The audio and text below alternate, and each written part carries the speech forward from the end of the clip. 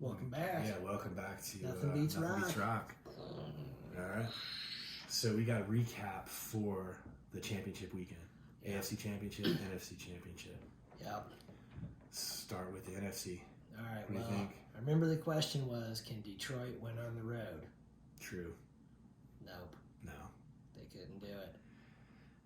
I think the old adage, everyone's got a plan until you get punched in the face. San Francisco got punched in the face repeatedly for 30 solid minutes, and they still had a plan. It didn't look good for them for a while. They went into the locker room, they came out of the locker room, and they just went right back to work and turned it all around. Yeah. Like two completely separate games. It's an impressive comeback for the 49ers. They said it was the largest comeback, but maybe it was the largest comeback in an NFC Championship game, because I thought that the Houston Oilers came back I remember years ago, or the Bills with Frank Reich had a huge comeback, like 35 points or something. Yeah, so I thought that was bigger, but anyway, it was still impressive for the 49ers. And like I said at halftime, all Detroit needs to do is trade field goals for touchdowns. They can win this game, because I didn't think San Francisco was going to score 5 touchdowns, and it would have worked because they only lost by 3. Yeah. They had the fourth down conversions that they went for. Yep. Like literally, that was what I was saying. Kick a field goal. When they didn't get it the first time, I thought for sure they're going to do it again, because it's just that gambler's mentality of, we're going to bet our way out of trouble. Right. So when it came up again, sure enough, they did it again, and San Francisco stopped them. Yeah. And then you throw in a bad turnover, and the whole thing fell apart. Yeah. So well, it was an impressive comeback for San Francisco, that's for sure. Yeah, don't take anything away from them, because they withstood 30 minutes of just punishment. Yeah. And they didn't break. They came right back. For Detroit, it looks like their future is bright. I hope so. Their offensive coordinator did not take a head job. He basically is coming back to Detroit. Their offense looks solid. Mm-hmm. Their defense seems not quite there, but close. Just not quite there. And I guess the question that I had going into it for the 49ers was, could their defense really stay solid the entire game? And their defense clamped down for it did, but it wasn't solid for 60 minutes. And Detroit's explosive, they've got a lot on offense, and so I know people are criticizing Dan Campbell about the two times going for it on fourth and not going for the field goal, and I'm not positive what the analytics actually would say on those. I know that almost any time you're in field goal range, if it's less than 4 yards to go on a fourth down, they're going to tell you to go for it. It gets a little wacky as you get in there to some of the 30-some yard field goals where they're going to start saying kick the field goals. The conditions were good. It wasn't it wasn't like Buffalo where it was minus wind chill. Yeah. I thought they should have kicked a field goal. It's easy to say from my armchair. Yeah. But I know, because you feel like there's a little more than I mean. Now if he was successful, you got to take everything, every scenario. The complete scenario of the game, every possible to think, outcome. Hey man, 3 points right here. Yeah, I know. You kind of doesn't sound great, but 7 points sounds way better. And if you get over on them on a fourth down, that momentum just builds. Yeah.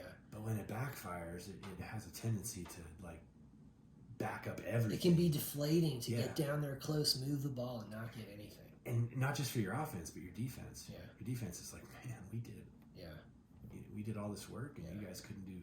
3 points would have been okay. Yeah. Like I said, it's easy to criticize, when you're not in it. Yeah. But man, it looked like that was I don't know what the analytics, like you said, but I imagine they said kick the field goal, that he took the risk, and when it backfires bad.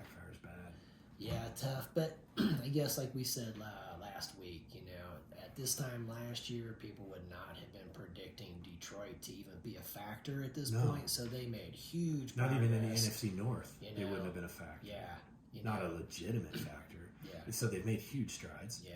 I don't think it's going to be 32 years before we see them in the playoffs again. Yeah, they seem like they got some solid pieces. Right. So. Yep. And I do think it's interesting that Goff, nobody's bashing him. Right. I'm not saying they should, but they definitely pounce on a lot of other quarterbacks. Oh, Josh Allen and Lamar Jackson, they're getting bashed all over the place. Or even Patrick Mahomes, when he wins, they're still on him, But and I'm not saying he doesn't need to be bashed on, but it's kind of interesting that he's quiet. He doesn't seem to cause any stir before the game or after the game. Right. He's just kind of system quarterback sounds bad, but I mean with the media, right. He seems like a system guy where he just he says what he needs to say, he gets out of the way. Game manager kind of stuff. Yeah, or whatever. Not on the field, but off the field with the media, he does that. So maybe that's why he doesn't draw a bunch of fire from the media or from sports writers. Right. But yeah, he pretty much got a pass, and not that he didn't deserve one. I just thought it was interesting noting that some of the other quarterbacks in the same position piled on. Right. So anyway, good luck to the 49ers because they definitely they came back, and at halftime, man, we were throwing dirt on them. There's no way they're going to come back. Right. And they did. They looked good. They came out of it with all the momentum, and they look healthy. Yep. So that'll be an interesting game, or going into the Super Bowl. Right. But then we had the AFC. Right. So the Ravens. I remember the question we had was, what's going to happen if they have to win ugly? What's going to happen when they're not going to just dominate it? And basically the way I look at that one is, if there was 5 ugly plays, 3 of them were the Ravens, ugly play, and 2 of them were the Chiefs.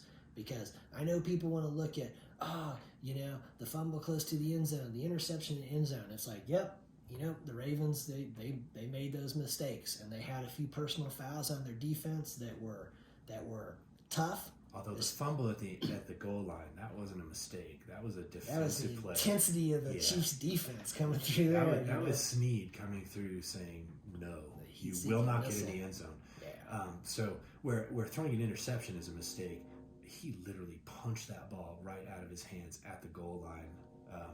That's just a good play. That's not a mistake. That was a good play. The thing is, the Ravens, to me, in the close game like that, they lost their cool a little bit. You know? They definitely did. It was Van Noy coming in there and headbutting Kelsey and everything, getting a personal foul, and it was like they did some stuff like that. At the same time, you could see the smile on Kelsey's face before he headbutted him. Yeah. Like he just baited him. Gotcha, man. He baited him. He took the bait, and then he just turned to the official, and the official's like, "Yeah, here you go." And at the same time, people are bashing on Lamar Jackson and all that and everything. I would point out that the Kansas City Chiefs did not play a totally clean game either. No. Trey Smith was called for 2 holds, and one of them went for a touchdown. That was a touchdown. It wasn't just whatever kind of play that got called for a hold and everything. And you saw the replay, and it's like, well, okay, you call that stuff, you call it every play. Right. And when the Chiefs had the Ravens backed up inside the 1, watch that replay. What happened to Chris Jones on that play? He gets leg whipped and tackled in the end zone. That's a safety, man. That should have been a penalty, and everything, but they didn't call it. So there was some stuff, but it seemed like the Chiefs, they've had to overcome that kind of crap all year. The Chiefs have been involved in basically wrestling match type football games for a lot of the season. Yeah. And that can go 2 ways. You can just get worn out, or you just get battle tested. And I think they're battle tested. Yeah. You look at the Ravens, on the other hand, they've had a lot of wins where it was pretty dominant. much, it was wrapped up by halftime, it was wrapped up by the third quarter, and they were able to cruise over the finish line. Yeah. And in the AFC Championship, there was no cruising. Yeah. Not for a second. Yeah. That was contested every second of that game. I think we saw the 2 best defenses in the NFL in that game with the Ravens and Chiefs. And, go back to the defense, Spagnuolo. Yeah. Not only is he good, X's and O's guys, but he's got the personnel to do it. He's got 4 guys. They've been stockpiling that. But they've got 4 guys on the defensive line that could contain Lamar Jackson. Not 100% of the time, because nobody can do that. Remember the self-completion? Yeah. They're doing nothing, and all of a sudden it's like, that ball's sitting up there like moon ball, like what's going on? He catches it, and it's like, oh my God. Those guys, they kept him in check. Yeah. And they frustrated him, and that's what led to the interception. Yeah. But they did. Spagnuolo had the game plan, but it was executed by players. And, you know, to keep him in check, because he's not just a quarterback, he's their number one running back. Right. To do all of that at the same time and limit him, frustrate him, a lot of credit goes to the defense. Yeah. Because Lamar Jackson, he's getting you know, heat, but he's an awesome player. Yeah, if he stays healthy and he keeps learning how to be a better quarterback, he's going to be just lethal. Yeah. But he had to learn a hard lesson this week that, you know, they got his number. Yeah. He's going to have to definitely go to the films and, you know, figure it out. And they might have some trouble too with salary for next year. They might not be able to keep everybody. Right. But Spagnuolo did a masterful job. Yeah, and it is. I would just say to the critics of both Josh Allen and Lamar Jackson that remember, this Chiefs defense is the best defense that they have had since Mahomes has been their starter. They're rated second in almost every category, but they're not talked about.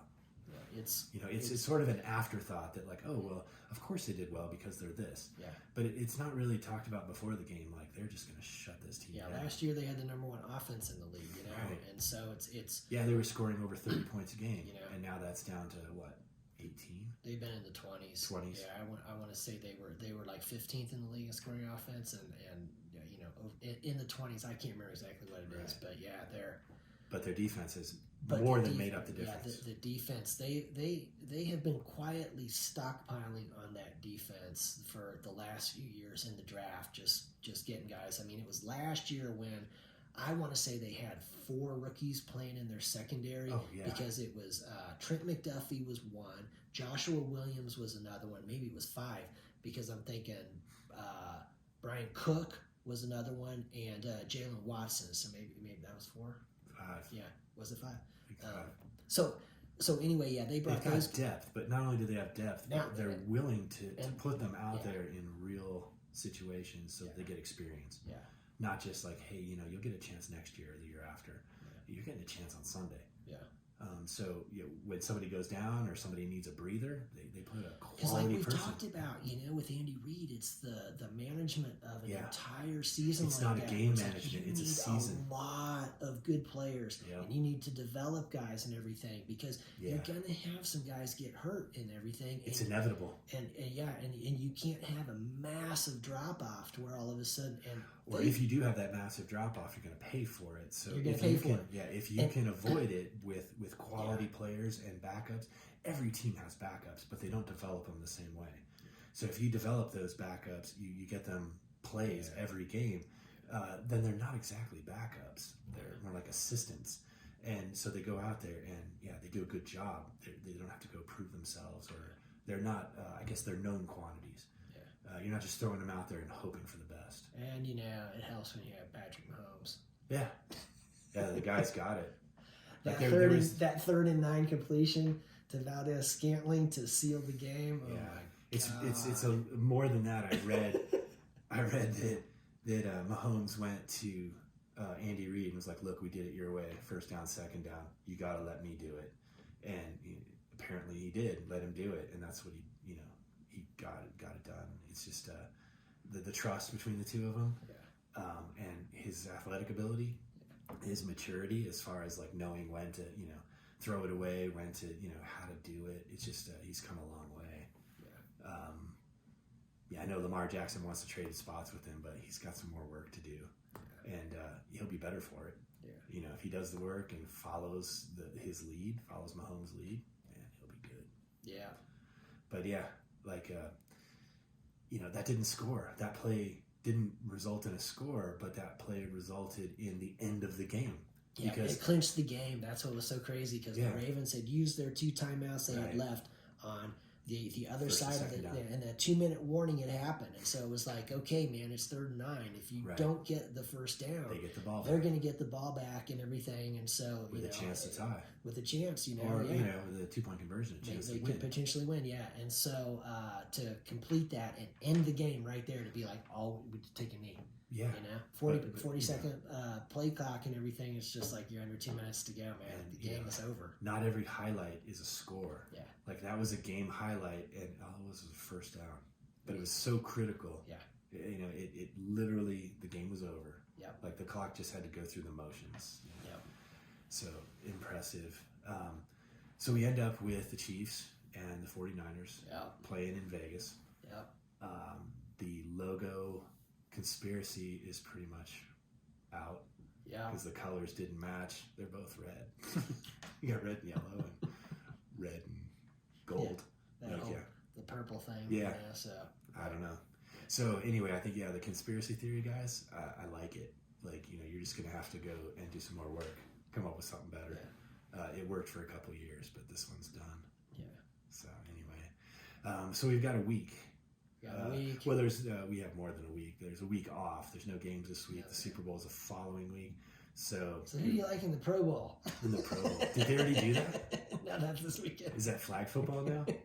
I don't even know. I don't know. I gotta say, I don't know if I've ever watched it. I think if I had been blessed enough to be a player and everything, I would have put it in my contract. There's no way I'm playing in the Pro Bowl. If that happens, I'm not doing that. No way. Yeah, I remember years ago, some defensive player went and just blasted somebody. Like, I don't know, it's 20 years ago or something, and they're like, dude, this is the Pro Bowl, and he goes, I know it's the Pro Bowl. Ow. It's like, it's not a real football game. Well, I remember that guy, Robert Edwards. Remember him? He was a running back for the Patriots, and he had kicked butt his rookie year. And he went to the Pro Bowl, and they were playing some, in the sand football, and he freaking tore up his knee horribly. Yeah. He kind of was able to come back and play again, but he was never anywhere close to, because he as a rookie, he was over 1,000 yards and stuff. He had a great season, and so just like, boy, man, just don't take that chance to get hurt in a game that's meaningless. Yeah. I mean, go to Hawaii, have a luau, do all the fun stuff. It doesn't need to be a game. Yeah. Oh, Miami. Yeah. Terrible. Isn't that right? Washington Commanders. Jacoby Brissett sitting out those last. Right. Ouch. We really want to fire Ron Rivera. Yeah. We're not going to let Jacoby Brissett get out here and win a couple games at the end. No, we got to preserve our draft pick spot. Yeah. And get rid of the coach. Mission accomplished. Oh well. It'll be interesting to see if they even keep him on the roster for next year. They could have just cut him. I'll tell you, the rest of you teams out there, Jacoby Brissett is a serviceable, at least quarterback in the league. Like this guy can win games for you and everything. And I'm just surprised how nobody wants him. Like this guy can play. It's too bad. Hopefully, we should have the Brissett watch. Like, where does he go? We'll keep track of him, because he's got I don't know what his record is, but it seems like he wins more than he loses, right? Like I'm not positive, we but need to look at that. He's. You get the sense that he wins way more than he loses, but he doesn't get a lot of chances. Right. Everybody thinks there's somebody better and everything, and it's like grass is always greener. Yeah, we'll look that up. He's bounced around. He was with the Patriots. He was with the Browns. He was with the Dolphins. He's with the Colts and with the Commanders. The Washington football team. And then you got teams out there throwing tons of money at guys that I would go with Jacoby Brissett over some of those guys that are making a ton. Right. We will see. So we got a week to figure out who to pick Super Bowl. Tune in next week. Yeah, we'll do that. Exciting Super Bowl week. Preview the game for that. That's right. All right, man. Nothing beats rock. Nothing beats rock.